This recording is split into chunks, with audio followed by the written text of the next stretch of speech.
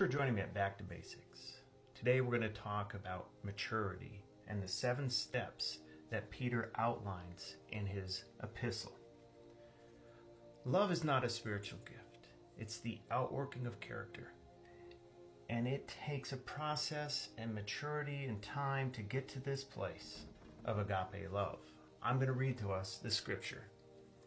And besides this, giving all diligence, add to your faith virtue, and to your virtue knowledge, and to knowledge temperance, and to temperance patience, and to patience godliness, and to godliness brotherly kindness, and to brotherly kindness love. As we look at the steps to maturity, this ladder I put before us, we start with faith. And the scripture says we're supposed to add to our faith, to our salvation. In this process, we're going to run into the first step. It's virtue.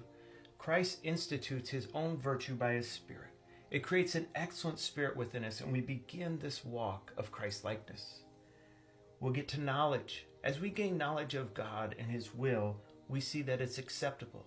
It's good. It's perfect. Self-control, one of the fruits of the Spirit. We learn that we're accountable for actions.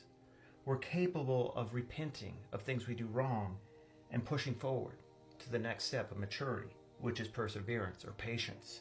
It takes endurance. This walk, this race, however you're doing it, it's going to take some endurance to get there. And that is probably one of the main characteristics that propels us up this ladder. Godliness. Godliness is holiness. As a person walks close to the Lord, he develops something in them that's of his own nature called holiness.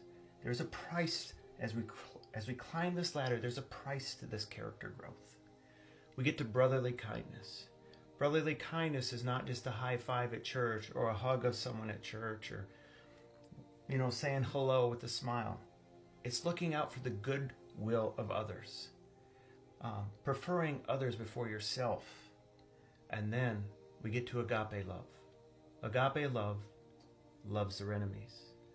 It will pick up the cross and deny self. You'll deny your own ego, your own desires, your own wants, and you'll put God first. And here is the cup of suffering where most people won't want to stay here and walk with the Lord. The cost is true, but the rewards are incredible.